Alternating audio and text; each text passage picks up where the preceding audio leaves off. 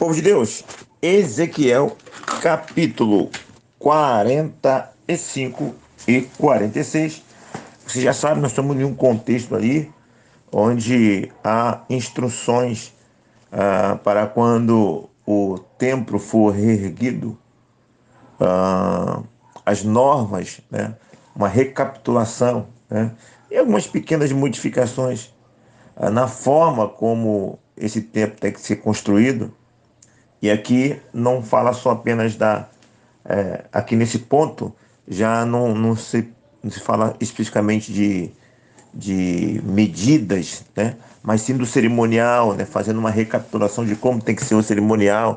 Há sempre um detalhe diferente do outro, há questões que não foram colocadas, que já estavam estabelecidas, mas a ideia geral é uma recapitulação de como as coisas devem funcionar quando eles saírem do cativeiro para reconstruir o novo templo.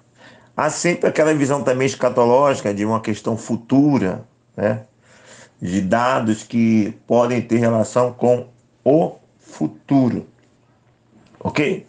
O que nós vemos aqui logo de cara como aplicação prática é que o estabelecimento claro de normas é de fundamental importância.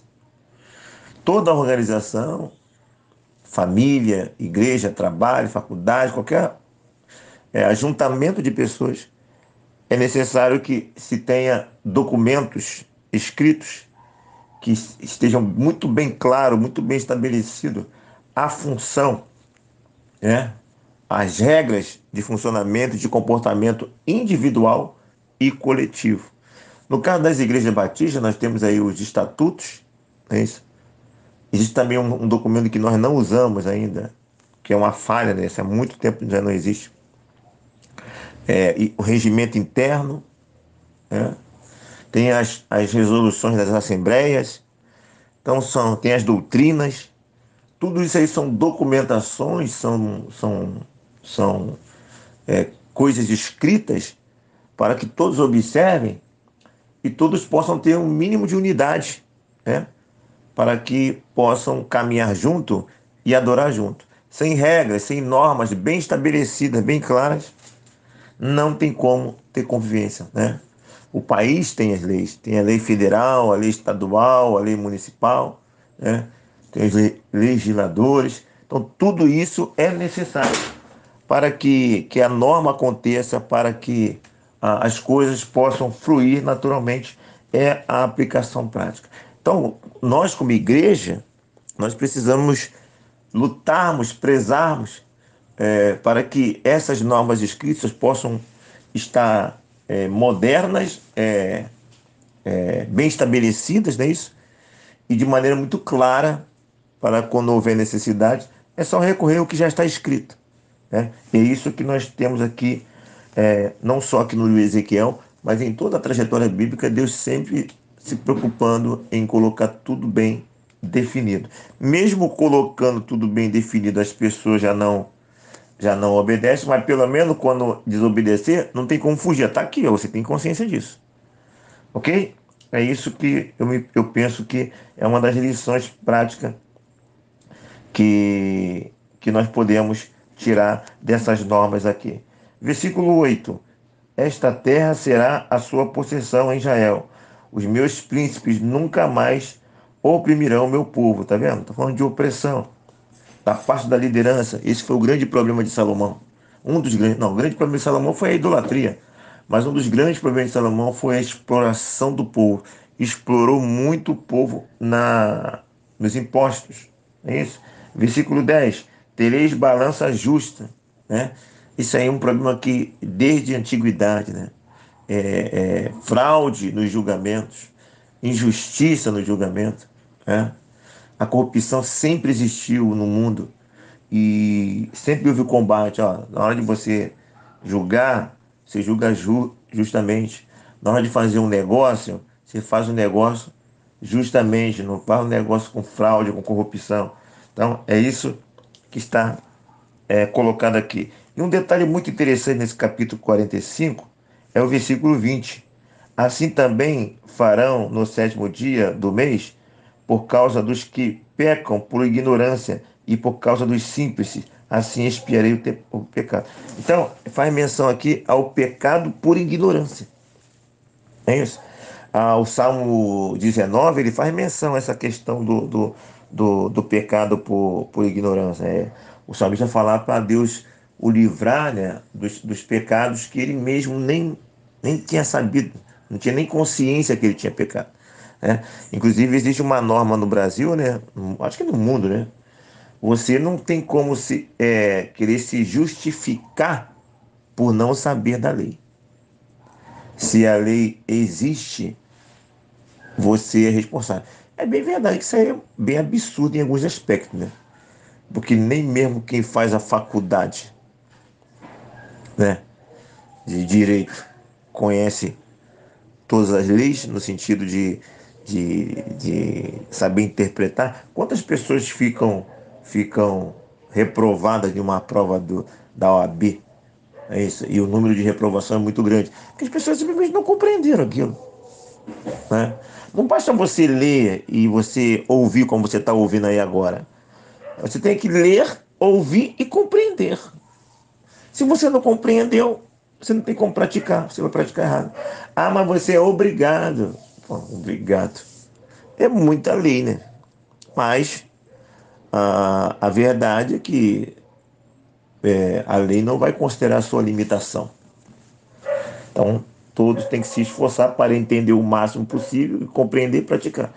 Porque se não entender, não chegar nem no conhecimento, mesmo assim tem possibilidade de dano. Aqui está dizendo, é por ignorância, mesmo que você não sabia, mas tem que ter reparação disso, reparação de perdão dos pecados. E aí, isso me fez lembrar de Hebreus capítulo 10, que esperamos, se Deus permitir, até trabalhar de novo essas questões na igreja, que é de fundamental importância. Na verdade, já tenho falado, mas aí falar mais especificamente. A gente sempre fala indiretamente, mas é sempre bom falar mais especificamente. Olha o que diz Hebreus capítulo 10, 26 a 31. Na verdade, vamos ler até o 31. Hebreus capítulo 10, a partir do versículo 26.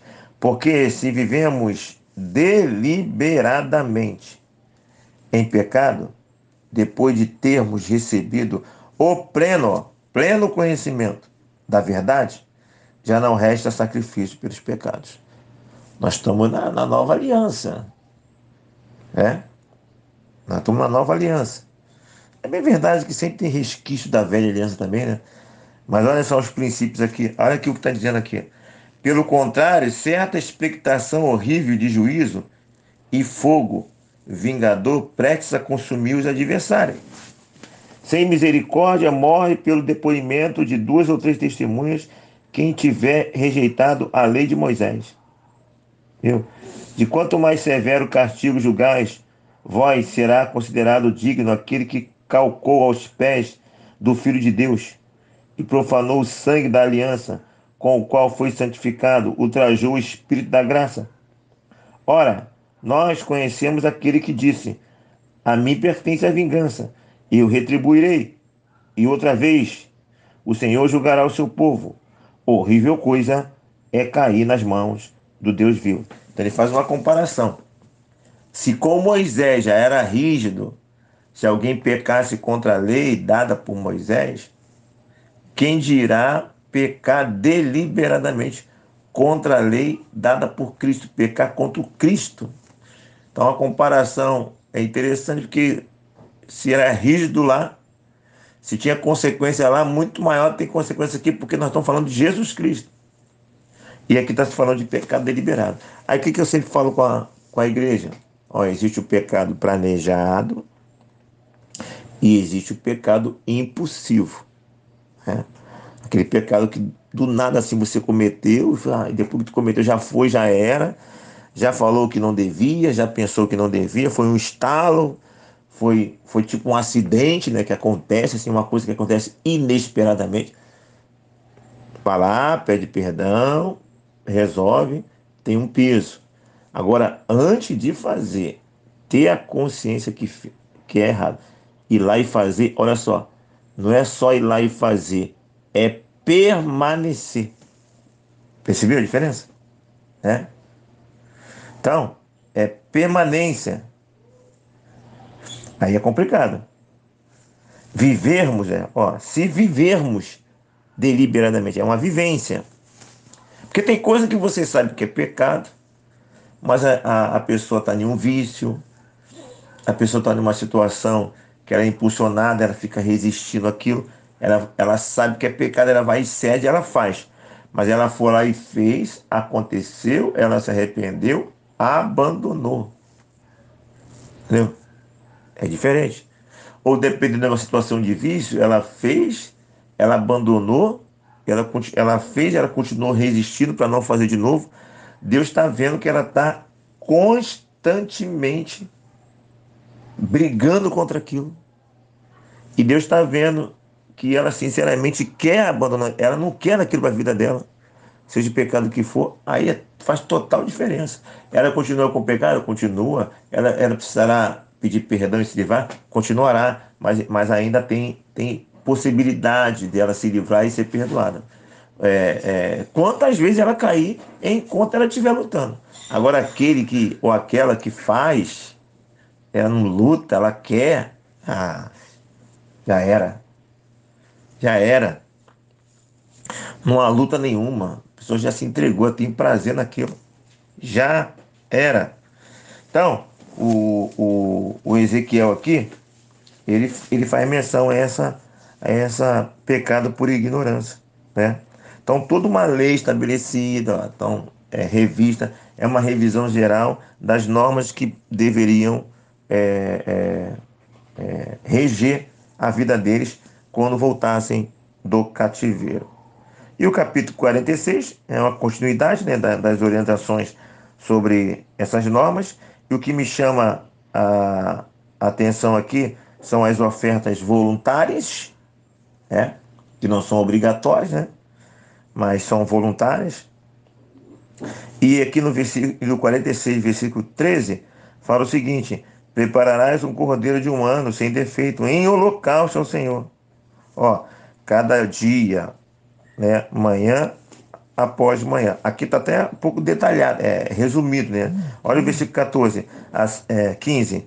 Assim prepararão o cordeiro e a oferta de manhã, de manjares, e o azeite manhã após manhã, em holocausto contínuo. Nós já temos falado que o altar, a adoração, nunca cessava. Aí aqui está um pouco de maneira mais resumida, mas nós já aprendemos em outros capítulos e versículos que era de manhã e à tarde. Então aquilo que era feito de manhã ficava ali queimando a manhã todinha, aí à tarde se colocava outro, e aquilo da tarde ia queimando até o dia seguinte. O holocausto nunca cessava de ter adoração. Era uma adoração contínua, vamos dizer assim, né? Ali pequenos intervalos ali, para que haja uma limpeza, de repente, né, uma manutenção, mas após isso era contínuo, né? Quando nós dormimos, nós temos um intervalo da manutenção, não é isso? Mas no momento que nós acordamos, nós temos aí a continuidade, o ensino de uma adoração constante, porque se não há culto na vida, não há vida no culto. Eu adoro por minhas atitudes, eu adoro pelo meu testemunho, como nós há pouco tempo falamos no estudo de quarta-feira, né? Onde Jesus falou assim, ó, para que as pessoas vejam as suas boas obras e glorifiquem o Pai que está no céu. A expectativa é que as pessoas vejam as nossas boas obras, nossas ações, e ao ver as nossas ações, elas vão fazer um link com o cristianismo. Aquele ali é servo de Deus, aquela é serva do Senhor. E esse link com o cristianismo vai ser para a honra e para a glória do Senhor. Isso é visto como glorificar o Pai que está no céu. Ou seja, isso é adoração. O bom testemunho é adoração. Você enxergar o teu trabalho como um culto, você enxergar a sua atividade como um culto, sempre se preocupando em manter um bom testemunho para que o Pai seja glorificado. Continuação, né? E uma curiosidade aqui, que confesso que para mim é novidade, e, e vejo que nesse aspecto precisamos nos aprofundar e conhecer um pouco mais para ver os detalhes de como era a adoração, como é que acontecia essas questões do dia a dia lá do Velho Testamento, né? Que tem uma ideia assim ainda bem. Nós temos um bom conhecimento, mas ainda falta muita coisa para nós, alguns detalhes que passa despercebido. E aqui nós temos sinais desse detalhe despercebido, que às vezes passa despercebido, me parece, né? Olha o capítulo 46, versículos 23 e 24. Havia um muro ao redor dos átrios, ao redor dos quatro, e havia lugares para cozer ao pé dos muros, ao redor. E me disse: são estas as cozinhas onde os ministros do templo cozerão sacrifício do povo. Tá vendo? Cozerão, né? Agora que eu estou vendo uma referência aqui, deixa eu ver se tem alguma coisa aqui, deixa eu ver, 24, versículo 3, capítulo 46, 24. Ezequiel 46, 20. Tá na referência aqui mesmo, deixa eu ver, Ezequiel 46, 20. E me disse: este lugar onde os sacerdotes cozerão a oferta. Tá aqui, ó. Ele me disse: este é o lugar aonde os sacerdotes cozerão a oferta pela culpa e a oferta pelo pecado, aonde cozerão a oferta de manjares, para que não tragam ao átrio exterior, e assim santifique. Tá, mais detalhe aqui.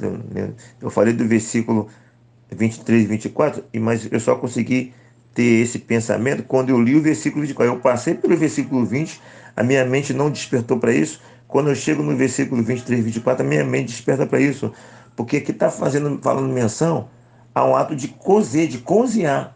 Porque quando nós pensamos em sacrifício, em oferta, normalmente nós pensamos, como eu sempre digo, em churrasco. É algo queimado, não é isso? E aqui já tem um referencial do cozinhar. E é uma diferença curiosa, não é isso? É, Aí, aqui no versículo 24, ainda tem mais uma nota aqui explicativa, né? E me disse: são estas as cozinhas. Aí, aqui, ó, literalmente, casa daqueles que cozinham. Entendeu? Casa daqueles que cozinham. Já tem aqui uma pequena diferença, me parece aqui, que são dados que nos levam ao quê? A pesquisar um pouco mais esses dados, né? Posteriormente, que são dados pormenores que muitas vezes passa despercebido. Então, me parece aqui, pela informação, há os sacrifícios, as ofertas que são queimadas, mas também há ali situações onde o sacrifício não é queimado, é cozinhado. Não é curioso isso? Se é que eu entendi correto, nunca tinha parado para pensar nisso, e isso pode ser elemento de futura pesquisa nossa para entendermos melhor como funcionava todo o processo de adoração, né, a Deus no Velho Testamento. Que possamos combater pecados em nossa vida, continuarmos combatendo pecado em nossa vida, e fica aí a advertência, o alerta para o irmão, para a irmã, né? Pecar, todos nós pecamos de uma maneira ou de outra, com pensamentos, ações ou palavras, mas fica a grande pergunta: há alguma coisa na nossa vida que é deliberado e contínuo, né? Deliberado ainda pode ter um escape, porque é aquele deliberado que tu fez consciente, mas tentou, lutou e foi derrotado. Ainda há uma esperança. Agora, aquele deliberado que a pessoa se entrega e quer e nem pensa em sair, aí é complicado. Você não está fazendo nada. Né? Eu tenho visto pessoas estabelecendo prazo para Deus.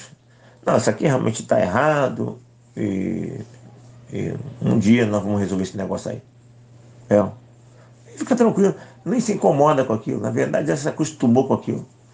Aquilo já passou a ser algo natural na vida da pessoa. Isso é uma desgraça. Isso aí é andar na beira do abismo, e a qualquer momento pode cair. E se cair no abismo é condenação, né? Porque não há arrependimento. Está brincando com o pecado, está jogando com o pecado.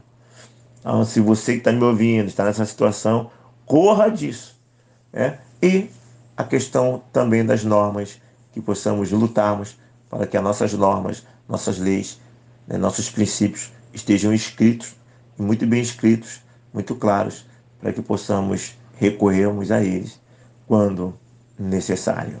Não se esqueça de se inscrever no nosso canal. A tua função é se inscrever, e que é rápido, é só clicar aqui embaixo em se inscrever, já fica inscrito. E a nossa função é tentar produzir o mínimo de conteúdo para você.